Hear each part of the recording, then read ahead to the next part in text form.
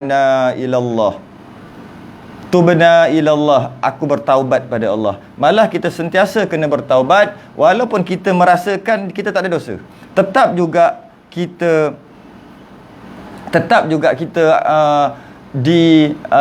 dituntut untuk taubat. Sebab dia adalah sifat terpuji. Kita taubat, antara sebab taubat adalah kalau kita kata kita sebab kita buat dosa, maka kita taubat. Sebenarnya kita taubat kerana kita hamba. Kita taubat kerana kita hamba. Kita tak boleh kata kita taubat kerana kita buat dosa. Maknanya kalau kita tak buat dosa, tak payah taubat. Sedangkan Nabi SAW istighfar, antara tanda taubat iaitu istighfar sehari 70 kali, sedangkan Nabi ma'asum. Dia riwayat kata 100 kali, sedangkan Nabi ma'asum. Macam mana tu? Menandakan taubat ni, ya betul, antaranya kerana kita buat dosa. Dan taubat juga kerana yang lebih besar daripada buat dosa tadi, kerana hamba. Dengan hamba ni lah kita taubat lepas taubat, taubat lepas taubat, taubat. Dan selepas sembahyang kita astaghfirullahalazim alladzi la ilaha illa huwal hayyul qayyum wa atubu ilaih. Kita baca astaghfirullahalazim tu, aku minta keampunanmu ya Allah, aku bertaubat padamu ya Allah. Kenapa lepas sembahyang taubat? Lepas sembahyang patut syukur dapat sembahyang. Kenapa taubat? Kerana kita taubat kerana kita hamba. Apabila kita merasakan yang bahawasanya kita tak ada dosa, maka kita tak nak taubat. Waktu tu kita telah berdosa. Waktu tu kita dah berdosa. Jadi oleh kerana tu, taubat ni kena selalu sentiasa bertaubat. Lebih-lebih lagi kalau kita jenis pendosa, lagilah kena taubat. Secara ringkas dulu, jadi kita akan terang balik kepentingan-kepentingan semua ni. Dan yang kedua adalah takut pada Allah, khauf. Khauf ni takut pada Allah. Itu adalah sifat mahmudah yang kedua, iaitu kita kena sentiasa takut pada Allah. Sebab tu sentiasa kita disuruh untuk menyebut satu perkataan, iaitu ittaqullah. Takwa, bertakwalah pada Allah. Asalnya khauf tu, nak dapat khauf, nak dapat takut, akhirnya ketujuannya nak takwa. Maka khauf ni, takut pada Allah ni, sentiasalah kita kena takut pada Allah. Cuma berbeza takut pada manusia, takut pada makhluk dengan takut pada Allah sedikit berbeza. Takut pada makhluk, kita akan jauh pada dia. Takut pada harimau, kita akan lari. Takut pada ular sawa, kita akan lari pada dia. Takut pada orang jahat, kita akan lari. Tapi takut pada Allah, makin takut makin dekat. Sebab dia yang mencipta kita, dia Tuhan kita, maka makin kita takut dengan dia, makin dekat padanya. Takut pada Allah. Yang kedua secara ringkas dulu. Yang ketiga, muhabbah ataupun mahabbah, dengan maksud kasih sayang. Kasih sayang pada Allah. Boleh kata, kalau nak kata kasih sayang ni, sayang Allah macam mana ya? Boleh kita kata, bila kita berkasih sayang dengan seorang tu, jatuh cinta dengan seorang tu, maka kita akan sentiasa teringat dia. Maka maksud mahabbah, maksud kasih sayang pada Allah ada sentiasa teringat pada Allah. Sentiasa memikirkan tentang Allah. Sikit-sikit tak boleh buat ni, Allah tak bagi. Sikit-sikit Allah, Tuhan marah. Buat ni tak boleh, Tuhan marah. Buat ni ingat Allah, buat ni ingat Allah. Itulah. Itu mahabbah, kasih sayang. Bila kasih sayang, sentiasa ingat pada dia. Jadi yang ketiga adalah kasih sayang ataupun ingat pada Allah. Itu adalah yang ketiga. Itu adalah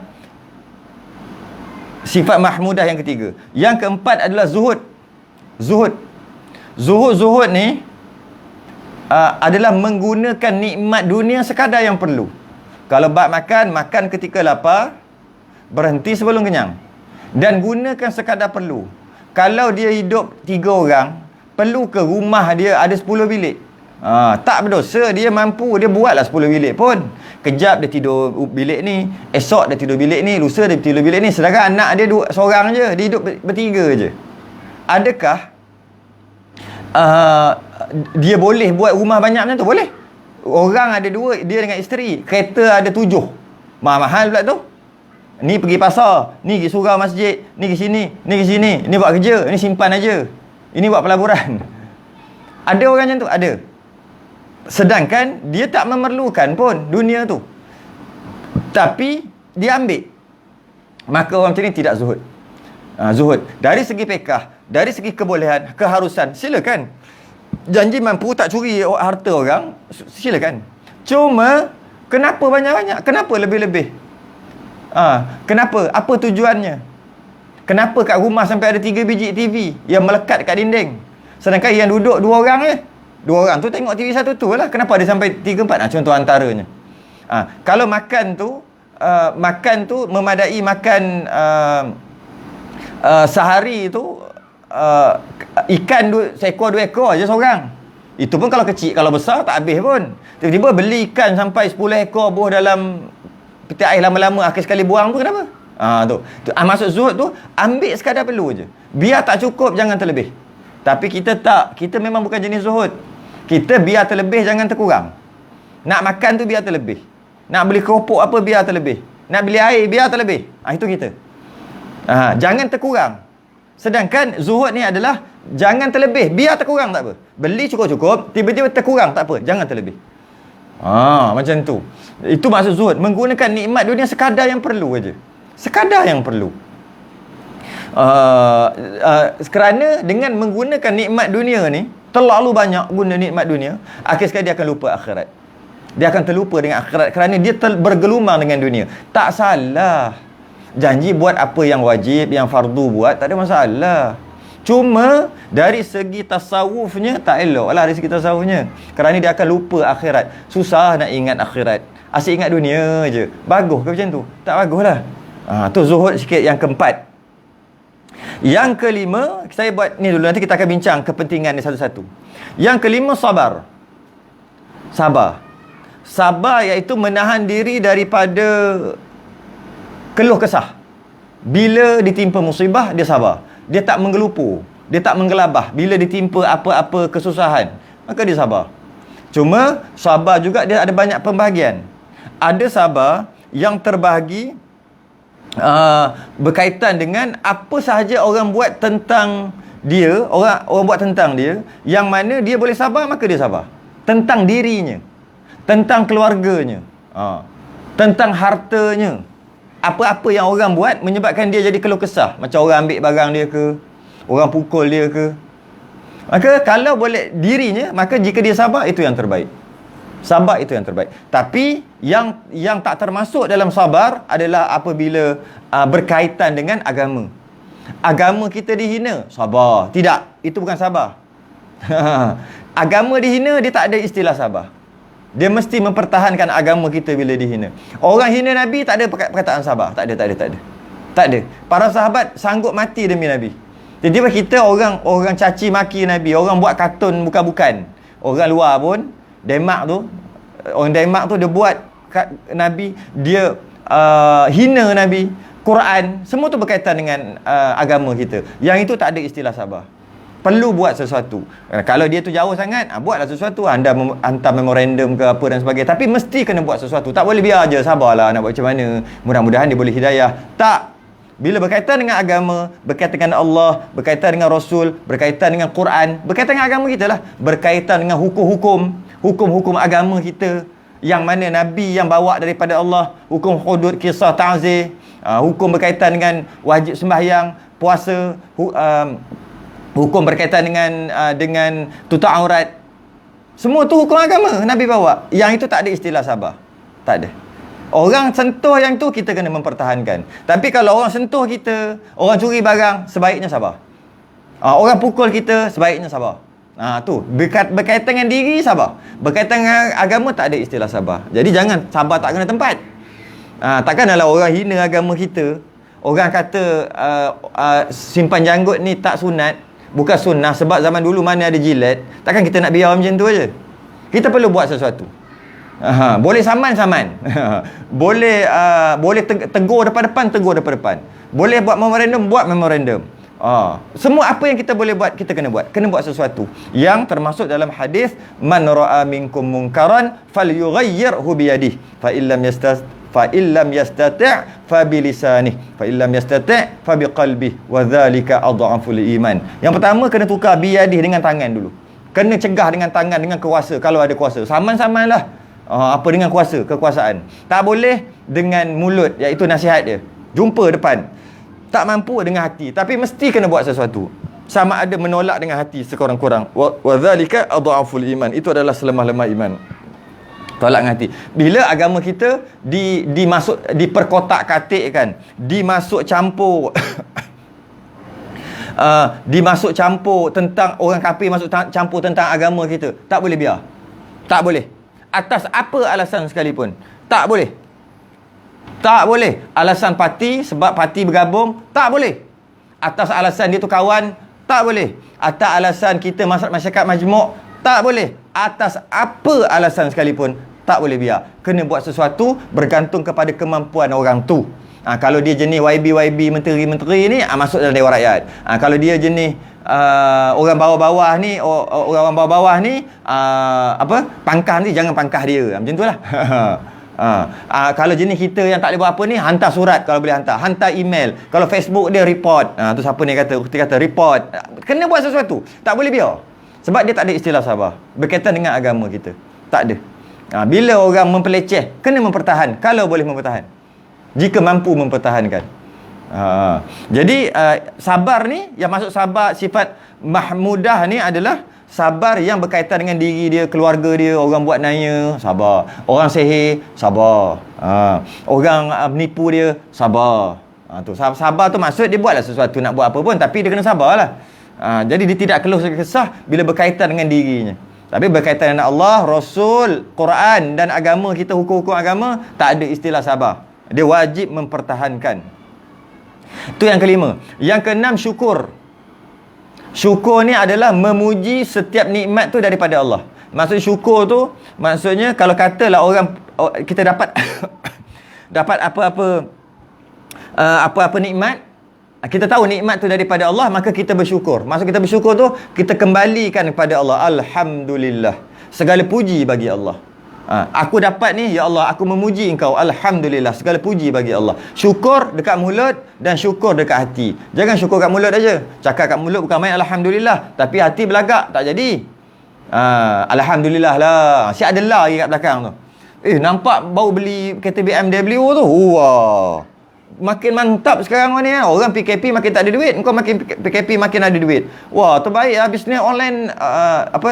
Laku ke? Oh, Alhamdulillah lah. Alhamdulillah lah. Alhamdulillah, laku lah. Alhamdulillah. Tapi dalam berbunga-bunga tu duk riak tu. Tak. Maksudnya syukur mulut dan hati. Serah semuanya daripada Allah. Kalau Allah tak bagi, memang Allah telah takdirkan aku dapat ni. Aku punya usaha buat apa online ni, tak ada meninggalkan bekas pun. Yang aku duk buat ni semua ni bukan Allah tengok bagus usaha, Allah bagi. Tidak. Allah dah memang nak bagi, dah memang tetap sejak azali lagi dah Allah nak bagi kat kita. Apa yang kita dapat, cuma Allah suruh usaha. Kita usaha. Dengan kita usaha tu, kebetulan dengan kita usaha tu dapat. Sedangkan bukan sebab usaha kita yang kita dapat. Tidak. Sebab Allah suruh usaha je lah. Sebenarnya Allah dah memang nak bagi dah. Allah dah memang tetapkan sejak azali lagi. Kita faham macam tu dalam hati. Mulut sebut Alhamdulillah. Bukan mulut sebut Alhamdulillah lah, tapi hati, wah, kau tahu aku siapa. Sebelum ni kau belagak sangat tukar sofa. Kau canang satu apartmen, tukar sofa baru. Time laki kau boleh kerja dulu. Sekarang laki kau dah tak ada kerja kan, ataupun dah kena banyak potong overtime. Ni time aku pula. Tapi mulut Alhamdulillah lah. Bukan macam tu. Syukur mulut, syukur kembalikan kepada Allah, hati juga kembalikan kepada Allah.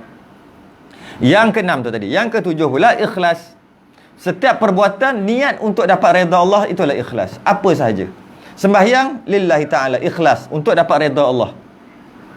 Itu namanya ikhlas. Ikhlas buat sesuatu kerana nak redha Allah. Dan ikhlas juga buat sesuatu kerana nak pada perjanjian yang Allah janjikan dalam Quran ataupun Nabi yang bagi tahu.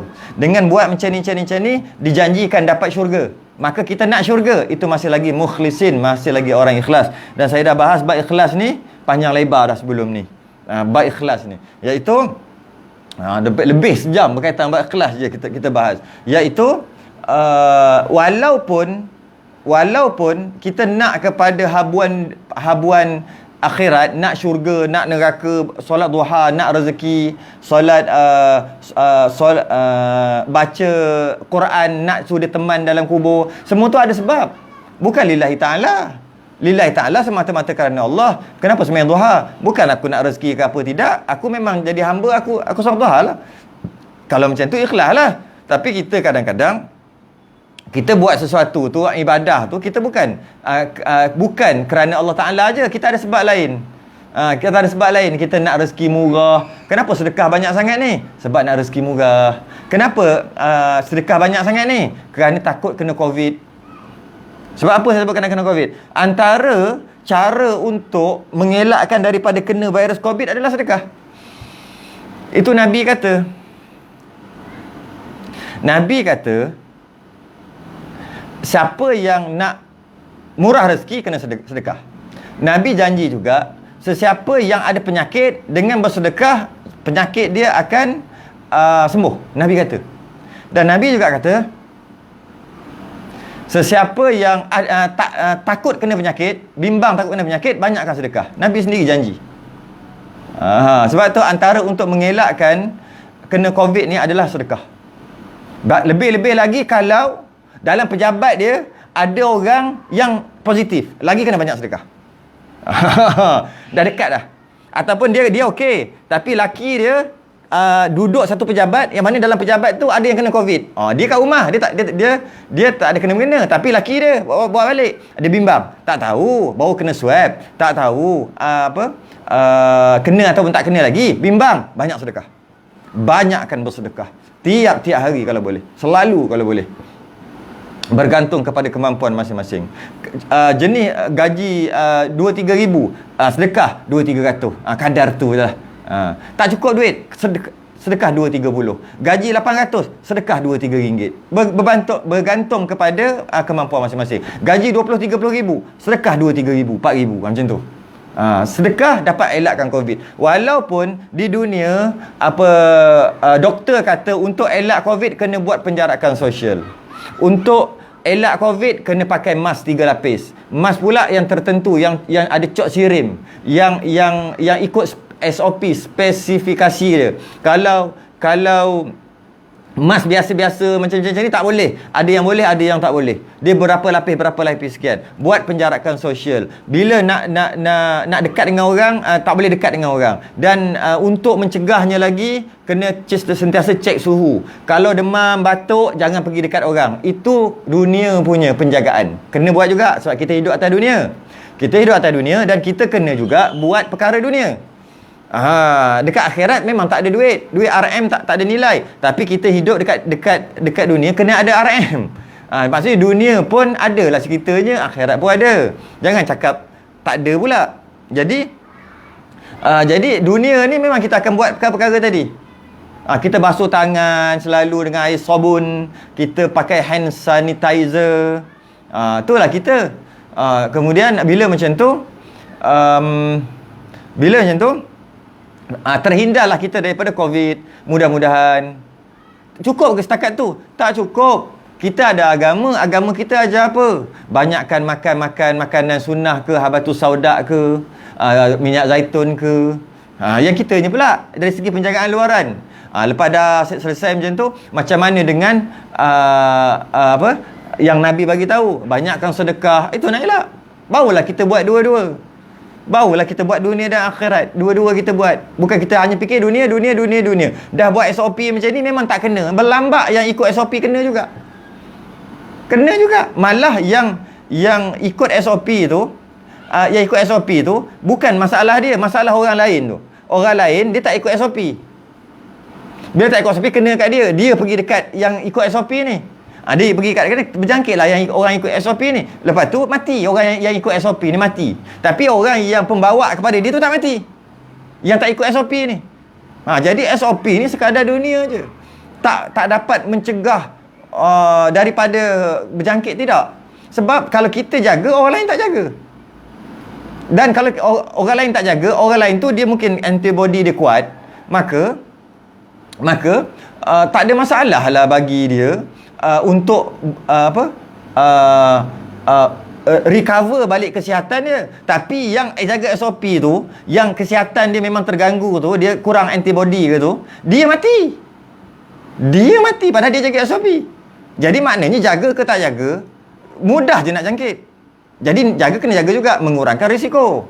Cuma dari segi agama mana? Asyik cerita pasal dunia agama mana? Makanan-makanan sunnah mana? Lepas tu pula mana dengan usaha kita dari segi perkara yang kita tak nampak ni, macam sedekah, mana? Maka antara untuk elak, kalau boleh infak ke surau kami. Ya, surau mana? Yalah, itulah tujuan saya bagi tahu tu. Bukan kalau boleh lah, kena boleh lah. Kena bagi boleh lah. Sebab surau tak hidup kan. Surau sekarang kalau hidup pun hidup segan tak mau mati.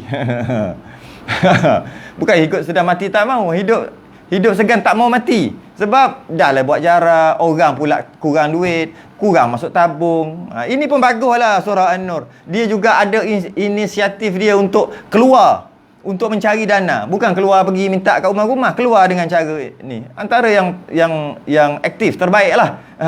Sebab takkan nak macam tu je, serah diri je. Alamak, surau tak boleh buka. Okey. Surau kita boleh 40 orang je semayang. Okey. Surau kita punya collection kurang. Okey. Macam tu je. Tak nak usaha lagi cari. Ada yang macam tu, biar je lah.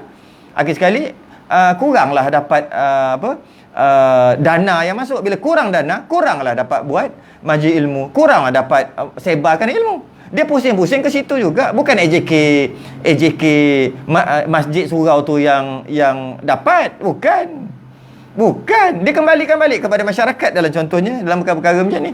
Online ni lah, itulah internet tak internet, macam-macam lah yang diperlukan macam-macam. Sebab dia takkan guna, mana ada AJK guna duit yang dapat tu. Sebab tu duit surau mana boleh. Nak kena datang pejabat agama. nak serbu. Ada audit dia. Mana boleh. Itu dia kembali balik kepada masyarakat. Bukan dapat kat diorang pun. Tapi diorang sepatutnya, kalau nak kira, diorang ni, orang surau masjid lah, patutnya tidur lah. Kita dah kurang kerja. Yang mana datang tu dapat duit sikit pun biar lah. Sebab kalau lah surau tak ada api, bukan kita rugi pun. Rumah kita ada api. Peduli apa? Sepatutnya macam tu. Tapi diorang buat juga. Menandakan apa? Bukannya ada gaji pun. Nak orang buat balik. Dia bila tu wa ta'awanu 'alal birri wat taqwa. Orang nak buat baik, kita buat baik. Kita bantu dia buat baik. Wa ta'awanu 'alal birri wat taqwa. Berbantu-bantu dalam perkara takwa. Berbantu-bantu dalam perkara takwa. Tu dia tengah buat takwa dalam keadaan dia tak ada manfaat pun untuk dia, manfaat dunia. Dia harapkan manfaat akhirat je surau masjid ni. Tiba-tiba kita tak bantu. Allah ruginya, hai. Teruknya kita. Dahlah kita tak jaga surau masjid, kita juga tak bantu. Malah lama malap lah. Ini antaranya lah. Dan antara tu juga saya nak sebut sikit lah dalam ni, alang-alang dah cerita pasal tu. Kita berhenti kat 7 tadi kan, ikhlas kan, ikhlas ni. Dan nak bercerita sikit, kami beberapa orang asatizah ada buat satu perbincangan untuk buat kuliah-kuliah pendek yang disunting oleh ada orang lah, IT lah. Kami cuma bagi dia akan potong-potong nak masuk dalam TikTok sebelum ni. Dalam sebulan juga perbincangan ni, telah berlanjutan sebulan. Akhir sekali terpaksa dibatalkan. Tak boleh buat juga. Sebab tak sesuai. Platform tu tak sesuai. Memang nak buat, dia tak macam Facebook. Dia lain sikit. Dengan buat makin banyak masuk dalam TikTok tu sebagai nak bagi pilihan kepada anak muda yang duk berjoget dalam tu. Itu niat asal kita. Akhir sekali lepas dia buat perbincangan sampai sebulan buat bincang, tak jadi buat. Sebab apa? Apabila kita buat secara agresif, ni bukan buat sikit-sikit ni, agresif buat secara agresif. Berapa orang kami ni, dalam 10-15 orang, ada orang IT akan potong kecil-kecil, 1 minit macam tu, untuk sebab untuk bagi mereka pilihan. Ya, dari segi baik betul ada kebaikan, betul, benar ada kebaikan, tapi dari segi buruk pun ada. Iaitu orang yang tak ada TikTok, yang tak peduli ni, pakat-pakat masuk sekali, daftar sekali, sebab ustaz ada buat seminit punya, jadi nak tengok yang itu. Maka dengan sekarang ni dah berapa juta dah orang daftar tu, ramai lagi tak daftar, tapi dah ramai dah daftar. Dengan kami buat macam tu, menunjukkan orang yang tak apa nak peduli ni daftar juga. Bila daftar, tujuan dia nak tengok kuliah pendek-pendek, tujuannya baik. Tapi akhirnya apa dia panggil, tarikan TikTok tu terlalu besar, terlalu kuat. Silap-silap dia tinggal kuliah, silap-silap dia pun join sekali. Jadi menyebabkan lebih ramai yang berdaftar. Mungkin sebab kami ni akan menyebabkan ramai yang lagi daftar, dan bila daftar menaikkan ranking dia. Jadi memang sisi baik ada, sisi buruk tu lebih besar. Bila kita buat, masing-masing buat, bila kami dah buat, akan ada ustaz-ustaz lain akan follow buat sekali. Bila ramai buat, ramai buat, ramai orang akan daftar. Yang tak peduli ni, dia akan daftar. Bila dia daftar, maka dia terdedah dengan perkara-perkara maksiat tu balik. Tak boleh balik. Maka kita telah menyokong secara tak langsung benda tu. Jadi kami ambil keputusan tu tak buat. Walaupun ada sisi baik, tapi sisi buruk je lebih besar. Sisi buruk dia lebih besar. Malah tujuan TikTok tu dibuat, dia tulis dekat apa dia punya yang tulisan kecil-kecil tu, yang baca yang biasa tekan tik, lepas tu yes tu. Kan itu bukan bosan panjang-panjang tu. Bila kita baca satu-satu, tujuan dia buat memang untuk joget. Dan tuan punya TikTok tu adalah syarikat disco. Dia yang buat. Jadi dia punya, apa dia panggil dia punya tujuan dia buat tu memang untuk joget. Maka kalau kita buat banyak-banyak sekalipun, dia boleh tukar dia punya algoritma dia boleh tukar dia punya tu, menyebabkan orang kuliah dapat 1-2 je. Yang banyak ni joget juga. Dia pandai buat tu. Dia ada tu. Sebab tujuan dia cerita tu tak macam Facebook. Facebook ada buat macam ni, ada cerita pasal macam-macam. Kita boleh tick. Yang tu tak ada. Yang itu tak ada. Yang itu dia memang semata-mata untuk dia disco. Syarikat disco buat owner dia tu. Syarikat disco. Jadi kami tak nilah. Jadi keikhlasan kami nak buat, terpaksa kami berhenti kerana asalnya niat nak redha Allah, nak ikhlas, nak dapat redha Allah, ikhlas, tapi akhirnya dapat mendatangkan keburukan yang lebih besar. Niat baik tapi mendatangkan keburukan yang lebih besar. Kami stop, tak jadi buat. Tak boleh buat. Nak buat macam mana? Sebut semua bab surau tu. Sebut semua je lah bab surau. Okey, habis. Ikhlas. Yang ke-8 pula. Yang ke-8 tawakal. Ini pun sama macam tadi lah. Tawakal maksudnya menyerah diri sepenuhnya pada Allah. Bila tawakal, Nabi pernah pesan, kalau kamu nak tawakal, kuda kamu tadi yang kamu bawa, tambat dulu kemudian kamu tawakal. Bukan lepas macam tu je tawakal. Itu adalah makam orang awam. Kita ni, kita ada usaha ikhtiar, kita kena usaha dulu, kemudian kita tawakal. Tawakal pada Allah. Bukannya kita tawakal tanpa usaha. Tawakal tanpa usaha martabat awliyaullah. Ala inna awliyaullah la khaufun alaihim wa lahum yahzanun. Sesungguhnya para wali Allah, mereka tidak takut kepada yang lain-lain apa sahaja. Mereka hanya takut pada Allah. La khaufun alaihim wa lahum yahzanun. Tak takut langsung dekat makhluk. Nanti lapar kalau tak kerja, nanti mati. Tak takut langsung. Tak takut langsung. Maknanya mati-mati lah. Kerana apa? Kerana dia betul-betul menyerahkan diri. Itu makam tu kita tak boleh reka-reka. Makam tu kita tak boleh buat-buat. Tak boleh. Makam tu hanya Allah bagi pada siapa yang Allah nak bagi. Maka tawakal tu ada 2 martabat. Martabat pertama, martabat kita orang awam, iaitu usaha ikhtiar dan tawakal. Lepas dah pakai, dah makan makanan berkhasiat, dah tutup muka kita dengan mask, dah buat penjarakan sosial, dah jauh duduk jauh dengan orang yang penyakit, tak pergi rentas sempadan suka-suka macam tu, dan kita buat semua syariah zahir, kita buat semua. Kemudian kita doa pada Allah, kemudian kita banyak sedekah, kemudian kita tawakal pada Allah. Fa idza azamta fatawakkal 'ala Allah. Dan tawakal. Kena juga sabar dan redha. Yang lagi, yang 9 redha. Tapi kena tu dulu. Tapi para awliya Allah tak ada. Dia tak ada. Kalaulah COVID tu ada dekat hidung dia kat sini pun, tak akan masuk melainkan dengan izin Allah. Boleh ke martabat tu kita? Berani. Cakap boleh. Itu bukan martabat kita. Tengok orang tu dah tahu dah COVID, kita nak pergi ziarah dia. Pergi ziarah. Duduk dekat-dekat. Sabarlah ya. Pegang lagi. Salam. Martabat awliya Allah. Lepas tu cakap sabarlah, semua ni daripada Allah, penyakit daripada Allah, kena banyakkan sabar. Yalah ya. Lepas tu pergi balik.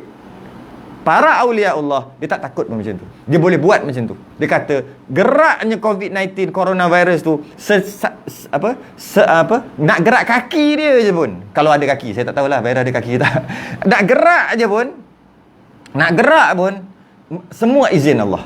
Semua kehendak Allah. Allah nak jadikan aku tak ada dekat situ pun aku kena virus.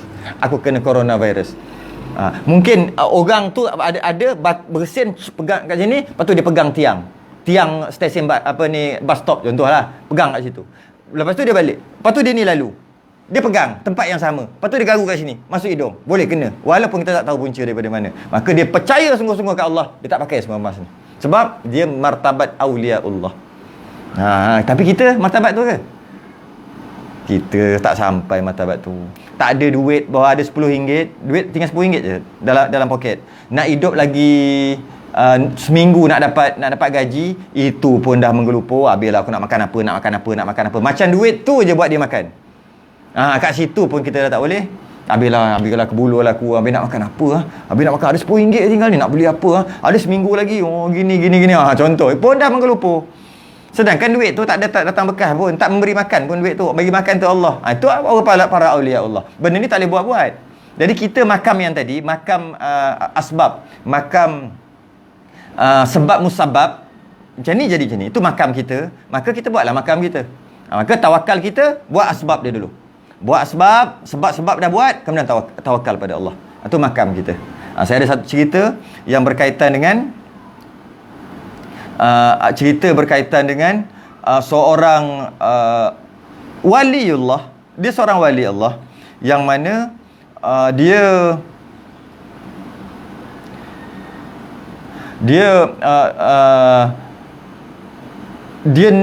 dah yakin semua daripada Allah, tapi dia nak rasa sungguh-sungguh semua rezeki daripada Allah. Dia makan ni semua bagi kenyang semua Allah. Bukan makanan bagi kenyang, dia minum bilang haus Allah yang bagi, bukan air yang bagi. Itu semua dah tahu.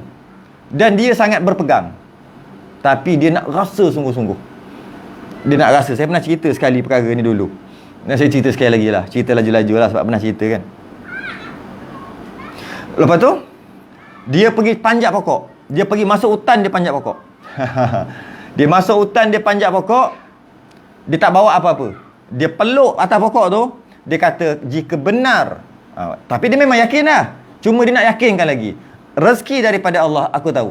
Sama ada usaha ke tak ada usaha ke, rezeki daripada Allah. Usaha tidak memberi bekas. Maka dia peluk kat situ. Dia kata, aku tak nak buat apa-apa. Jika benar rezeki daripada Allah, pasti aku tak mati atas ni.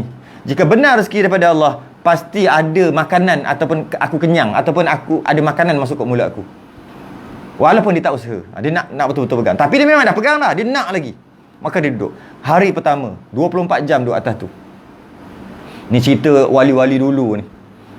Wali-wali dulu cerita ni. Bukan wali-wali sekarang ni. Wali dulu. Sebelum zaman Nabi lagi. Dulu. Mungkin zaman Bani Israel ke, cerita lama lah. Lepas tu dia akan bersoal, habis tu dia tak semayang ke? Dia tak kencing ke? Dia tak apa ke? Ini cerita yang ada dalam kitab. Sebab nak kata semayang, mungkin waktu tu syariat tu bukan semayang macam tu, semayang macam lain dan sebagainya. Kita tak nak bahas tu, kita nak bahas apa yang dia buat. Kemudian sehari 24 jam maknanya tak ada apa-apa lagi. Dia semakin lemah. Hari kedua dah lemah nak jatuh dah. Dia sempegang, jika benar rezeki daripada Allah, mesti ada makanan akan masuk mulut aku. Sebab usaha ikhtiar tidak memberi bekas. Masuk hari ketiga, dia memang nak jatuh dah pening dah. 3 hari duduk atas tu, duduk atas pokok. Maka Allah nak buktikan kepada hambanya, kepada walinya. Kemudian dia tengok ada semak dekat tepi hutan tu bergerak. Bila dia tengok bergerak macam tu, dia pun tengok ada 2 orang. Dia tak kenal. Dia tak perasan, 2 orang tu tak perasan. Tak perasan ada orang kat atas. Dia tengok aje. Ini kot rezeki aku. Kemudian 2 orang tu bawa bekas besar, bawa karung besar. Lepas tu dia buat keluar dalam karung tu, dia bawa keluar periuk apa semua, dia masak kat situ. Dia masak. Bawah pokok tu dia masak. Tak perasan ada orang kat atas. Masak. Lepas tu dah siap masak tu, dah nak makan dah tu, tiba-tiba dia tengok gerak balik semak yang tadi tu gerak balik. Sudah apa hal pula tu. Bila bergerak balik, 2 orang ni yang duk masak tadi tak sempat makan. Dia tinggal, dia lari. Dia bawa karung dia lari. Datang pula 5 orang, ramai sikit yang datang balik. Dia tengok macam ni, cari orang. Tengok. Kemudian dia tengok makanan ada, baru masak, dia rasa panas-panas lagi. Dia pegang. Kemudian dia nak makan. Tiba-tiba dia terberhenti, tak jadi makan. Dia letak balik. Kemudian dia tengok ke atas. Ai, ada orang. Macam reporter cerita P. Ramlee tu kan. Ada reporter. Hai. atas tu. Dia pun panggil turun. Orang yang wali tadi, dia peluk je. Dia tak turun. Kalau benar aku rezeki dari, aku nak betul-betul yakin rezeki daripada Allah. Walaupun aku duduk atas pokok ni, ada. Sedangkan burung pun ada rezeki duduk atas pokok. Anak burung gagak pun boleh dapat rezeki walaupun tak bercari. Maka dua orang pergi panjat. Tarik turun. Tarik. Turun. Dia pun dah lemah, jatuhlah dia ke bawah. Lepas tu dia terbaring dia. Dia celak mata tapi dia terbaring. Dia tutup mulut dia, dia kacip betul-betul mulut dia. Macam ni. Kacip sungguh-sungguh. Kacip sungguh-sungguh. Orang ni cari pisau. Yang 5 orang ni. Cari pisau, masuk pisau dekat gigi dia, celah-celah gigi tu, pusing. Bila pusing dia akan terbuka. Kan? Masuk benda ni, kalau macam ni nak tarik payah. Macam mana nak ni kan? Dia masuk benda nipis, contohnya pisau, lepas tu dia pun buat macam ni. Kup. Bila dia buat macam ni, tadi tengah macam tu. Dia pun ambil tadi makanan tadi, dia masuk sup tadi. Dia ambil, dia masuk dalam mulut orang. Wali tadi ni. Wali tu kan tak tahan juga. Tak nak. Dia masuk, dia tekan. Akhir sekali tertelan. Gok tertelan. Masuk juga sup tu. Maka dia pun bangun. Dia kata, Alhamdulillah. Bermula pada saat ini, keyakinan aku tentang semuanya daripada Allah lebih mantap daripada sebelum ni. Dia pun belah. Tapi sebelum dia pergi, dia tanya, korang ni apa hal? Yang siap nak bagi aku makan sampai macam tu sekali, apa hal? Dia kata, kami daripada kampung sebelah. Kampung kat sana kami dimasuki pencuri. Ada orang nampak 2 orang pencuri masuk. Kau nampak? Dia kata, aku nampak. Ada pencuri, ada 2 orang masuk, dia lah yang masak ni. Kami tahu. Dia kata orang kampung, kami tahu. Tapi oleh kerana kami dah kejar dia lama dah, penat kami lapar, kami tak bawa bekalan. Bila kami tengok ada masakan panas-panas, ada 2 kemungkinan. Kemungkinan pertama, perompak tadi dia masak, dia bawa racun supaya kami makan nanti tak payahlah kejar dia, matilah kami. Itu yang pertama. Yang sebab yang kedua, sebenarnya dia nak makan, tapi belum sempat dia makan, kami datang, dia lagi. Jadi ada 2 sebab. Jadi kami tak tahu yang mana satu. Nak makan, takut mati, takut racun. Tak makan, lapar. Akhir sekali kawan kami ni nampak kau duduk kat atas. Maka kami buat satu keputusan, nak cuba makan ini kat engkau. Kalau makan kau mati, kami tak payah makan, kami belah. Kami macam. Tapi kalau makan kau mati, kami selamat. Rupa-rupanya ingatkan baik dah 5 orang tu, jahat juga. Dia bagi makan. Dia kata, macam tu je. Tak apalah, pergi. Dia kata, diorang ni tak buat racun pun. Maka diorang makan, pergi cari pencuri. Habis cerita tu. Nak cerita apa? Rezeki daripada Allah. Bukannya daripada usaha kita. Tidak. Daripada makhluk. Tidak. Dia melalui makhluk je. Singgah kejap je. Jadi tawakalnya kita pada Allah, kerana kita rasa betul-betul, kita serah diri betul-betul pada Allah, yang bahawasanya semua ni daripada Allah. Apa yang terjadi semua daripada Allah. Nak serah diri itu yang payah. Cakap mudah, kan? Anak daripada Allah.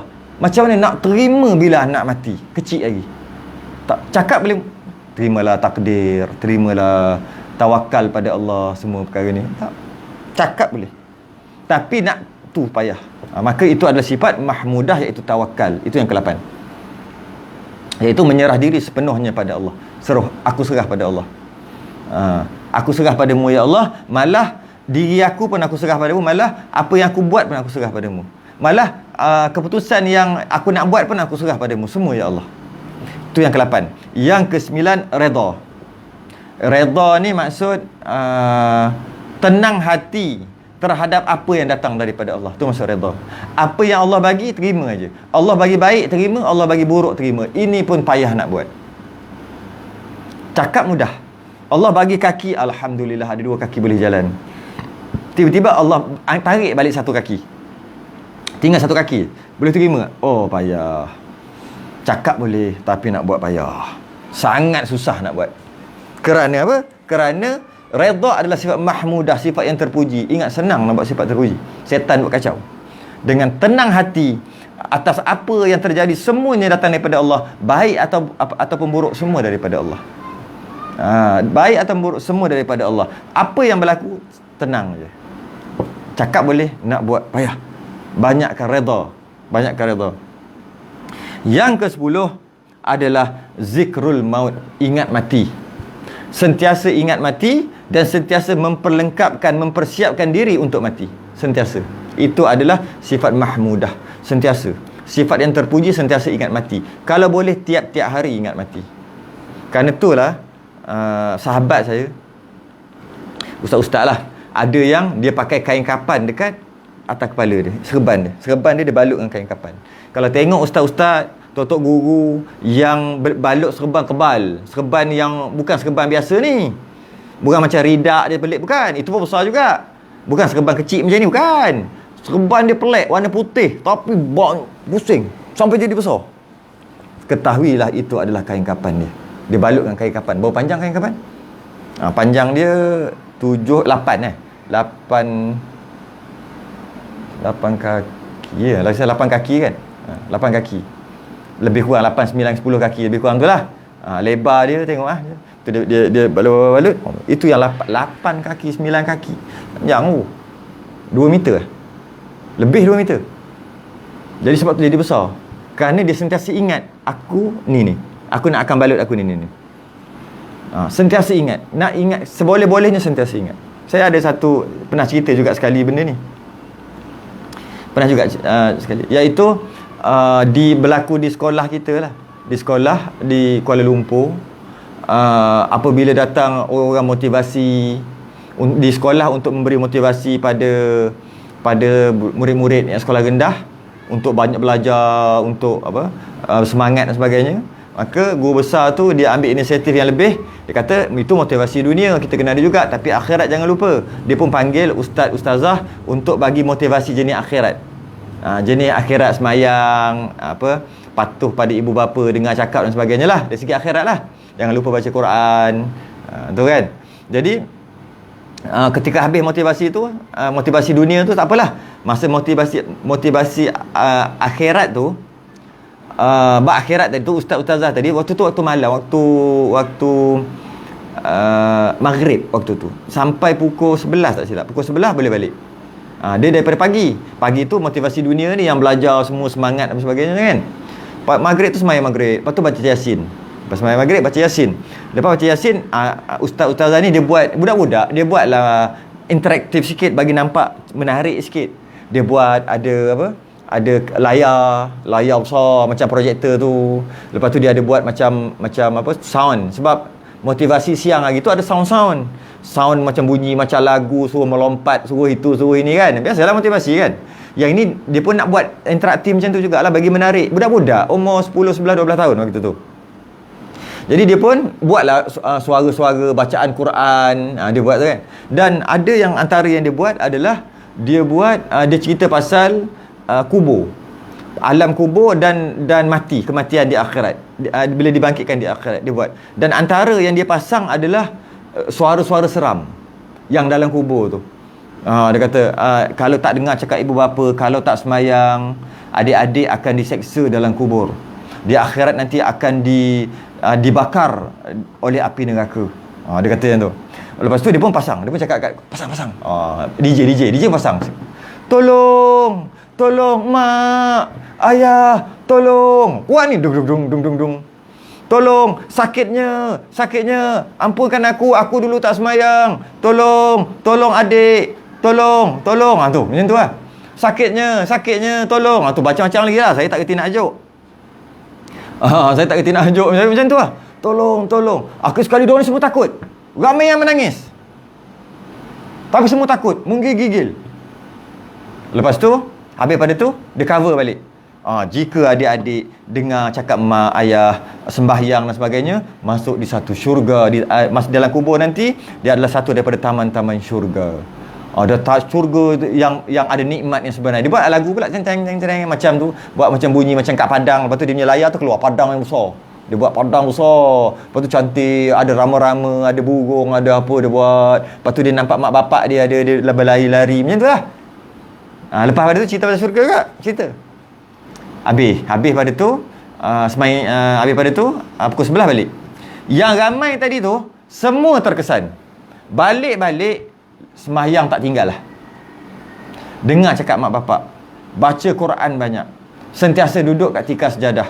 Penat duduk kat tikar sejadah sebab itu adalah hari terakhir. Lepas hari tu cuti sebulan lebih. Masa tu maknanya bulan 11 lah kot kan. Bulan 11 nak cuti dulu. Tahun 80-an tak silap saya cerita ni. Ataupun awal 90-an. Jadi diorang dah lah cuti. Mak bapak risau. Biasa duk main kat luar. Kali ni tak main dah kat luar. Mak bapak dia risau. Kerja semayang baca Quran. Semayang baca Quran. Apa mak bapak dia suruh semua dia buat. Dulu degil. Jadi mak bapak risau. Mak bapak kata apalah, kena semayang je. Nampak bapak bengong nama dia. Geram benda ni. Kita nak suruh anak semayang, anak semayang dia risau. Yelah semayang boleh tapi banyak sangat. Lah bengong mu ni. Geram. Kena geram benda tu. Memanglah nak suruh anak semayang banyak. Engkau tu yang tak semayang. Sibuk lah tak semayang banyak. Dah sibuk anak nak semayang banyak dia tak bagi. Dia risau. Asyik duduk tikar sejadah je. Engkau tu sendiri yang tak pernah duduk tikar sejadah. Duduk tikar time semayang fardu je. Lepas tu tak duduk dah. Lepas tu anak duduk, dia duduk risau. Takut anak tu jadi apa? Takut anak tu jadi alim. Dia pelik. Akhir sekali dia buat report. Ramai buat report dekat kementerian, kat Jabatan Pendidikan. Dia buat report dekat jabatan. Dia buat report kat jabatan. Dengan dia buat report kat jabatan, waktu tu pelajaran tak silap waktu tu lah. Jadi dengan sebab tu, jap ada orang call lah pula. Ada je. Oh, Ustaz Iwan.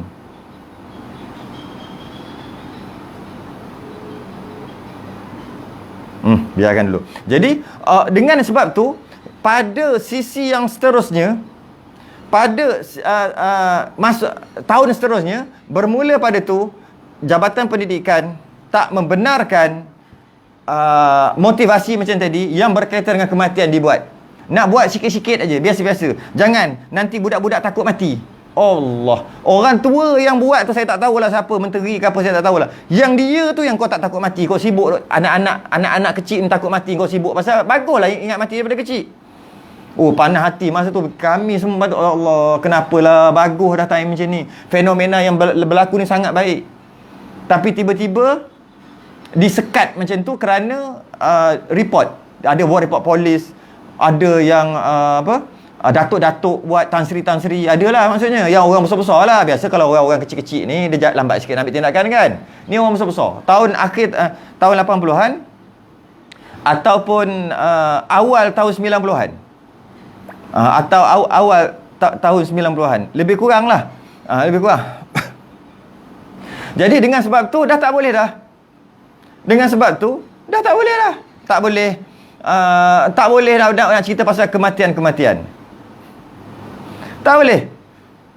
Sepatutnya mengingat mati itu adalah sebaik-baik manusia.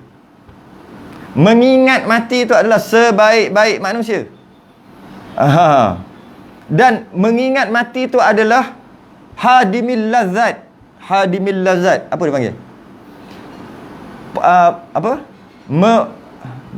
Memotong kelazatan dunia. Duk ingat dunia ni, pop ingat mati, habis. Tengah makan sedap makan cendol durian. Makan cendol durian. Dengan dia makan cendol durian yang sedap, teringat ke Allah? Tak teringat pun. Tak teringat Allah pun. Makan cendol durian tu, sedapnya makan ni. Cuba ingat, aku mati je dalam kubur. Apa ada dalam kubur tau, terus tak lalu makan. Sebab ingat mati ni paling susah. Kita paling susah sekali nak ingat mati. Menghapuskan kelazatan dunia. Ya. Menghapuskan kelazatan dunia. Jadi sebab tu kita digalakkan pergi kubur. Selalu pergi kubur. Banyakkan pergi kubur. Sebab dengan tengok kubur kita ingat mati. Kita tak ingat bola dekat kubur. Kita ingat mati. Kalau kita kalau lagi banyak lagi bagus kita pergi kubur. Apa sahaja perkara yang kita buat yang boleh mengingatkan mati, itu yang terbaik. Tiba-tiba, sedangkan sebab dia sifat mahmudah, tiba-tiba bila orang ingat mati, dia pula tak bagi. Sepatutnya kena buang undang-undang tu.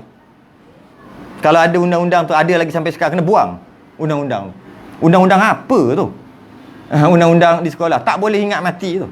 Sebab dia kata budak kecil nak cerita dekat sekolah menengah, sekolah rendah tak boleh. Patut kena ajar daripada sekolah rendah lah. Sekolah menengah tu dah besar dah. Maka 10 sifat mahmud yang terakhir zikrul maut. Kita tengok perkongsian daripada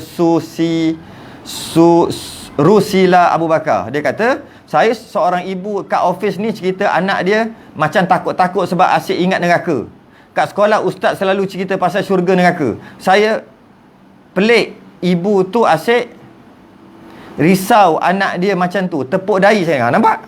Adalah sampai sekarang kalau ustaz selalu cerita, dia anak dia takut lah. Ini sekolah rendah, sekolah menengah dia tak ada lah. Dia sibuk nak main game tu je. Apa? Apa saya nak sebut lupa, main game tu je. Dia sibuk main game yang dekat telefon tu je. Dia sibuk nak ambil telefon yang power, gamingnya, Black Shark ke apa ke, telefon yang jenis game. Tu je dia fikir bila masuk sekolah menengah. Masa budak-budak ni, daripada kecil kita kena ajar dia. Tiba-tiba anak tu terkesan dengan ustaz-ustazah dia yang bagi tahu tentang kematian, zikrul maut, ingat mati. Tiba-tiba dia tak bagi, risau pula. Kata engkau tu yang kena ingat mati. Engkau tahu umur berapa dah? Geram saya bab ni. Teruk pun lah. Pelik-pelik lah sama sekarang ni. AJK Surah An kata cendol durian. Cendol durian terbaik. Untuk UP. Tu betul. Bar Rashid. Cek balik. Saya tak tahu ada lagi ke tak undang-undang. Saya cerita tahun akhir 80-an ataupun awal 90-an. Itu saya punya cerita. Sebab saya tak tahu dah lepas tu.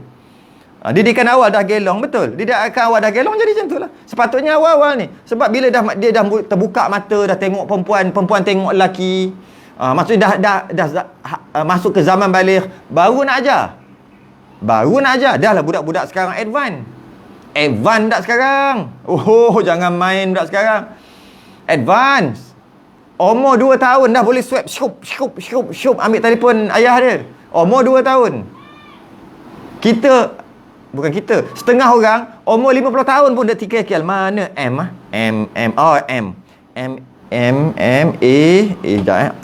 Satu-satu duk tekan. Dia umur 2 tahun, cup tangan. Dah advance. Jadi macam nak selamatkan dia daripada kecil, iaitu sekolah rendah. Saya tak tahu undang-undang tu ada ke lagi. Jadi 10 sifat mahmudah tadi, sifat-sifat mahmudah tadi sasul tadi adalah yang pertama taubat, iaitu membersihkan hati. Yang kedua khauf, iaitu takut pada Allah dengan lebih mendekatkan diri pada Allah. Yang ketiga muhabbah ataupun mahabbah, iaitu kasih sayang, sentiasa ingat kepada Allah. Yang keempat zuhud, menggunakan nikmat dunia sekadar perlu je guna nikmat dunia. Yang kelima sabar, iaitu menahan diri daripada keluh kesah bila ditimpa apa-apa musibah, jangan keluh kesah, sabar. Kecuali berkaitan dengan agama kita, tak ada istilah sabar. Yang keenam syukur, memuji nikmat yang datang tu semua kembalikan balik kepada Allah. Nikmat yang datang, alhamdulillah, balik kepada Allah. Bila orang puji kita, kembalikan balik pada Allah. Kita dapat nikmat, kembalikan balik pada Allah. Sebab dia kata alhamdulillah, segala puji bagi Allah. Syukur. Yang ketujuh ikhlas, setiap perbuatan diniatkan untuk keredaan Allah semata-mata, dengan maksud ikhlas tu kerana Allah, ataupun makam kita makam mukhlisin, bukan kerana Allah semata-mata. Kerana Allah semata-mata adalah makam awliyaullah. Makam kita makam orang awam, kita bukan semata-mata untuk Allah. Kita nak juga habuan, iaitu kita nak habuan yang Allah janjikan di akhirat nanti. Masih lagi dalam mukhlisin, masih lagi orang ikhlas. Walaupun nak habuan, tapi habuan yang dijanjikan oleh Allah. Habuan tapi habuan yang dijanji oleh Allah. Allah cerita uiddat lil muttaqin, disediakan, yang telah disediakan bagi orang yang bertakwa. Cerita pasal syurga, Wa basyiril ladzina amanu, habis last sekali, uiddat lil muttaqin. Dan disediakan semua tadi nikmat-nikmat syurga tadi semua disediakan bagi orang-orang yang muttaqin, orang yang bertakwa pada Allah. Kita pun, aku nak takwa pada Allah sebab aku nak syurga, bukan lillahi ta'ala tu. Itu kita nak syurga, sebenarnya masih lagi lillahi ta'ala, masih lagi termasuk dalam golongan mukhlisin, orang-orang awam. Sebab kita bukan martabat awliya Allah, kita bukan martabat wali. Kemudian ikhlas. Kemudian tawakal. Tawakal tu maksudnya menyerahkan diri sepenuhnya pada Allah. Menyerahkan diri sepenuhnya pada Allah, tu dia panggil tawakal. Dan jangan lupa syariat zahir, iaitu buat sesuatu dulu, kemudian baru tawakal. Bukan biar je, letak je kuda kat depan tapi tak tambat, bukan. Tambat dulu baru tawakal. Kita dah bahas panjang lebar tadi. Yang ke-9 redha, iaitu tenang hati, semua daripada Allah, redha. Yang baik daripada Allah, yang buruk daripada Allah. Apa yang terima, redha. Yang ke-10 yang terakhir tadi, zikrul maut, ingat mati, sentiasa ingat mati, memperlengkapkan diri untuk mati. Itu adalah sebijak-bijak, sebaik-baik manusia. Dan pentingnya kita belajar perkara ni adalah setiap amalan kita, dia akan bergantung kepada keikhlasan hati, tasawuf kita, syarat qabul tu. Tanpa belajar tasawuf, zahir kita mungkin nampak bersih, tapi batin kita penuh dengan najis. Tanpa belajar tasawuf, tanpa belajar ilmu kelakuan hati, luar nampak bagus, luar nampak alim, luar nampak bersih, dalam kotor, najis, bid'ah, semua ada duduk dalam tu. Bimbang kita takut terjadi yang diisyaratkan dalam surah Al-Furqan ayat 23, wa qadimna ila ma amilu min amalin faja'alnahu haba'an mansura. Dan kami tujukan perbicaraan kepada apa yang mereka telah kerjakan dari jenis amal-amal yang mereka pandang baik amal mereka tu, lalu kami jadikan dekat padang mahsyar nanti amalannya terbuang sebagai debu yang berterbangan sahaja. Bimbang takut macam tu. Kerana pentingnya mempelajari ilmu penjagaan hati ni, Imam Malik kata, barang siapa ada tasawuf tapi tak ada pekah, maka dia zindik ataupun munafik. Siapa yang ada tasawuf tapi tak ada pekah. Tapi Imam Malik juga kata, siapa yang ada pekah tapi tak ada tasawuf, dia fasik. Dia fasik. Barang siapa yang menggabungkan kedua-duanya, maka dia akan sampai kepada hakikat kebenaran. Maka cukup dah. Minggu depan insya-Allah page yang sama.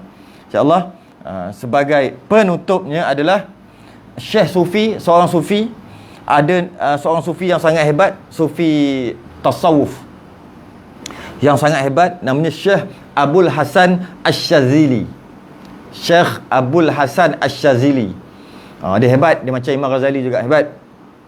Dia kata, man lam yataghalghal fi hadzal ulumi mata misran 'alal kaba'ir wa huwa la ya'lam. Kata dia kata apa? Barang siapa tidak mempelajari ilmu kelakuan hati, tidak mempelajari ilmu macam mana nak menguruskan hati, tidak menyelami ilmu tasawuf, niscaya siapa tak ada ni, dia akan mati dalam keadaan mengekali atas dosa-dosa yang besar, sedangkan dia tidak menyedarinya. Kitab Sayrus Salikin. Siapa yang tak belajar ilmu tasawuf, siapa yang tak pernah belajar tentang sifat-sifat mahmudah dan mazmumah, dia akan mati. Nanti dia akan mati atas kematian dia tadi, akan mati dalam keadaan mengekali atas dosa-dosa besar, sedangkan dia tak mengetahui, dia tak sedar. Sebab dia tak tahu, dalam hati dia penuh ujub, takabur, sum'ah, semua penuh perkara-perkara mazmumah dalam hati, tapi dia tak tahu, dia ingat baik sebab dia tak pernah belajar macam mana nak detect, macam mana nak kesan, macam mana nak tahu ini apa-apa. Boleh kita kata ilmu tasawuf ni macam vaksin. Boleh kita kata macam tu. Vaksin COVID ni, yang nak buat ni vaksin ni, dia akan ambil kuman COVID tu. Dia akan ambil virus COVID tu, dia akan kaji. Dan dia akan lemahkan. Dia akan cacatkan. Dia potong kaki ke, dia akan buta mata ke, kalau ada mata lah, saya tak tahu, saya cuma cakap dari segi orang kampung cakap. Dia akan lemahkan virus tu. Jadi virus tu dia lemah dan tidak berbahaya dah untuk orang, sebab dia telah lemahkan virus tu. Kemudian, tapi masih lagi nama virus, tapi dia dah lemahkan. Kemudian dia ambil virus tu, dia inject masuk ke dalam badan orang yang tak ada penyakit. Dia injek masuk. Macam cari penyakit, lebih kurang tu. Macam lebih kurang macam cari penyakit. Betul? Masuk. Tapi dia tak boleh memberi kesan kat badan, tak boleh. Apabila antibody kita yang Allah cipta tengok ada benda asing, benda pelik dalam badan, dia pergi serang. Antibody tu pergi serang. Dia pun tengok, benda pelik, benda apa ni ya? Tak pernah aku tengok pun. Ni virus ni. Tapi virus apa macam ni ya? Dia kata, pelik antibody ni. Saya buat cerita kampung. Pelik ni. Tapi jahat ni. Sebab benda asing ni. Kita bunuh dia. Macam tu lah. Dia pun berlawan. Akhir sekali dia kenal. Oh, ini nama dia pun. Kenal lah. Dia apa dia bunuh. Mati ke virus tu? Mati lah. Sebab apa mati? Sebab virus lemah. Dan dia kenal lah. Oh, macam ni. Rupa dia macam ni. Okey. Tiba-tiba datang virus betul nanti. Dia dah kenal lah. Aku tahu saudara kau. Aku dah bunuh saudara kau hari tu. Dia pun pergi serang. Dia pergi serang virus tadi tu. Dia serang. Sedangkan virus tu baru kuat. Tapi tak apalah. Dia dah kenal. Dia dah ada pertahanan dah. Dia dah tahu dah. Taktik virus ni nak gerak macam mana. Dia tahu dah. Dia pun pergi serang. Teng. Matilah virus tu. Itu dia panggil vaksin. Macam tu juga dalam tasawuf. Tasawuf dia umpama vaksin yang kita belajar sifat-sifat mazmumah dan kita kenal sifat-sifat terkeji, sifat buruk. Bila kita kenal, kita dah tahu macam mana perangai dia. Bila ada dekat kita sampai setan dok campak, kita lawan dengan sifat mahmudah yang kita belajar. Datang dia yang jahat, kita akan lawan dengan sifat mahmudah yang kita belajar. Macam mana kita boleh kenal? Sebab aku dah belajar sifat mazmumah macam mana. Jadi aku nak lawan sifat mazmumah yang ada dalam diri aku dengan sifat mahmudah yang aku belajar. Kalau tak pernah belajar sifat mazmumah, macam mana nak kenal? Dia rasa, macam best je macam ni ya. Kenapa aku rasa macam best lah? Ini bagus kot, dia kata. Okey kot. Bagus kot. Dia pun bela. Sedangkan tu sifat yang terkeji, sifat mazmumah. Kenapa pula dia bela? Sebab dia ingat baik. Kenapa dia ingat baik? Sebab dia tak pernah kenal, dia tak pernah belajar. Jadi, jangan lupa, setiap orang mesti kena ada vaksin tasawuf. Wallahu a'lam. Kita tangguh dulu. Kita apa lagi penawar bagi hati lah. Kita tangguh dulu. Mudah-mudahan masing-masing ada manfaatnya. AJK Surau An-Nur ada manfaat. Orang yang mendengar ada manfaat. Orang yang share ada manfaat. Orang yang like ada manfaat. Orang yang komen ada manfaat. Orang yang tag kawan-kawan ada manfaat. Mudah-mudahan semua kita dapat manfaat. Mudah-mudahan dunia kita dah akhir zaman dah. Penyakit datang pun pelik-pelik. Maka mudah-mudahan kita kembali kepada Allah nanti membawa bekal yang ikhlas. Dan dapat menyelamatkan kita daripada api neraka. Kita tangguh dulu, kita sambung minggu depan. Wallahu a'lam. Kita sudahi dengan tasbih kafarah dan suratul subhanakallahumma hamdik asyhadu an la ilaha illa anta astaghfiruka wa atubu ilaik. Insana lafi khusr. Assalamualaikum warahmatullahi